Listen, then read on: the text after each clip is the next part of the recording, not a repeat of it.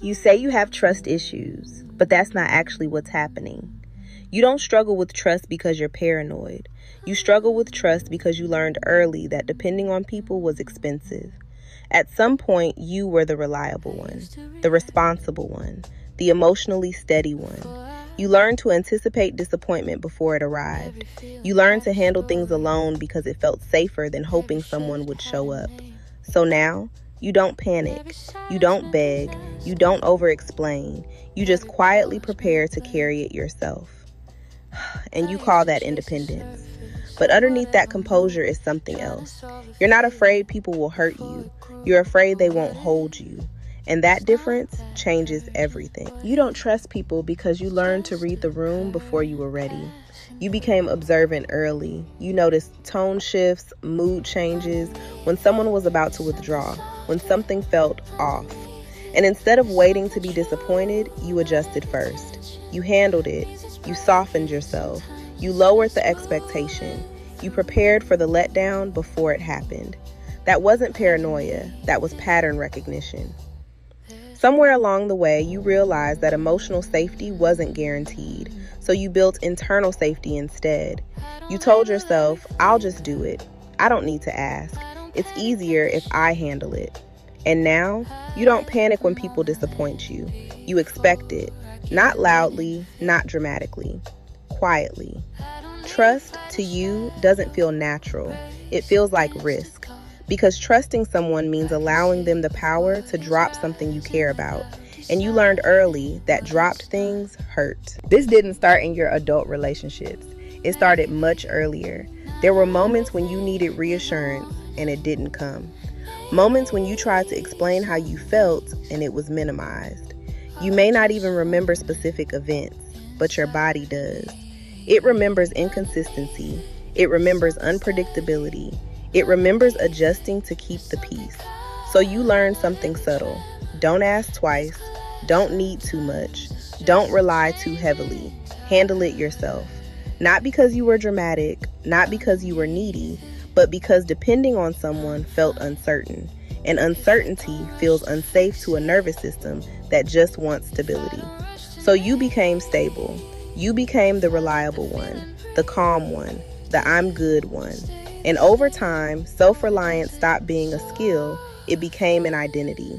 Now, when someone says, you can trust me, your mind doesn't argue, but your body tightens. Because trust to you has always meant waiting to see what goes wrong. By the time you became an adult, you didn't just distrust people. You controlled outcomes. You double-checked plans. You made backup plans. You prepared for the letdown before it ever arrived. Not because you're anxious, because you're efficient. If you handle it yourself, you don't have to wait. If you don't expect too much, you won't be disappointed. If you stay emotionally measured, you won't be caught off guard. Control feels responsible. It feels mature. But underneath it is something else. Control is how you manage uncertainty. And uncertainty is what trust requires. Real trust means allowing someone else to hold something that matters to you. Time, emotion, vulnerability, expectations. And when you've learned that people can drop those things, your instinct is simple. Hold it yourself. So now you're the reliable one, the emotionally stable one, the low maintenance one. But stability isn't the same as safety, and self-sufficiency isn't the same as trust. Sometimes it's just armor that looks polished. Here's the part most people don't talk about. You keep score. Not loudly, not dramatically, quietly. You notice who follows through, who cancels, who takes too long to respond, who forgets small details, and you log it. You may never say anything, but internally you adjust. You give less, you expect less, you emotionally step back. Because somewhere along the way, you decided that disappointment is easier to manage when you see it coming. So instead of confronting, you observe. Instead of asking, you withdraw. Instead of clarifying, you conclude. And every time someone misses something small, it confirms what you already believe. See, I can only rely on myself. But here's the truth. When you don't communicate the rupture, you don't give anyone the opportunity to repair it. And without repair, trust never gets a chance to grow. So what feels like protection quietly becomes isolation. This isn't just emotional, it's physiological. Your body reacts before your mind does. When someone is late, when a tone shifts, when a message feels off, your nervous system tightens. Not dramatically, subtly. Your shoulders rise, your jaw sets, your breathing shortens, and before you even think it through, your body prepares because it remembers.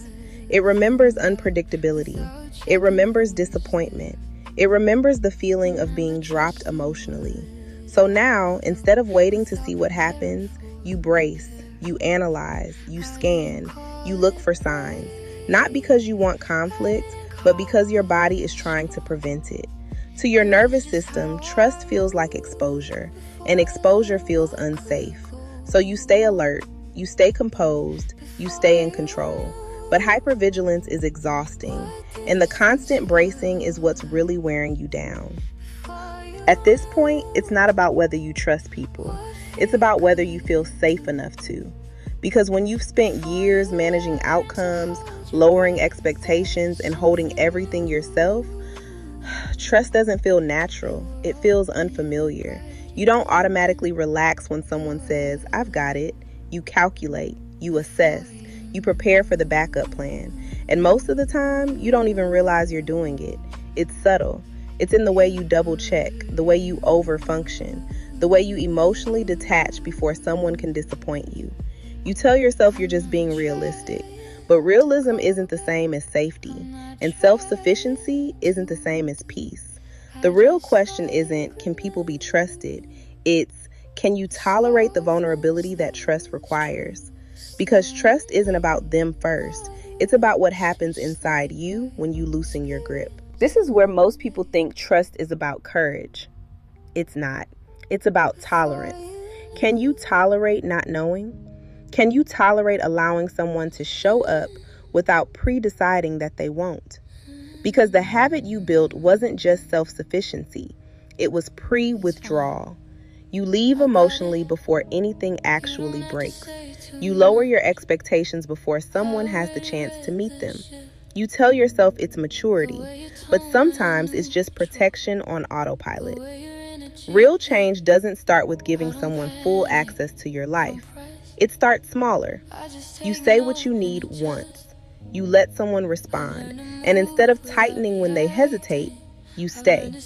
You notice the discomfort. You don't fix it immediately. You don't override it. You don't disappear. That's the shift. Trust isn't built by forcing yourself to relax.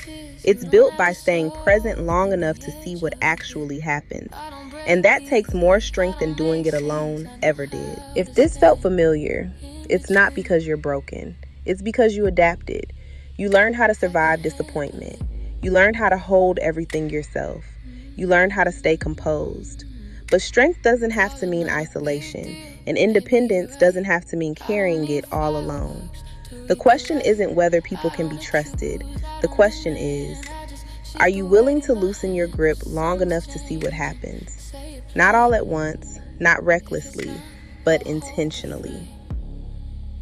If this resonated with you, I want you to comment one word: release. Not because you're giving everything up, but because you're practicing letting go of the constant brace.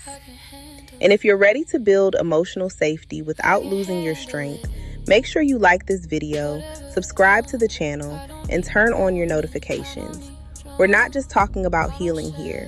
We're building emotional mastery, and you don't have to do that alone.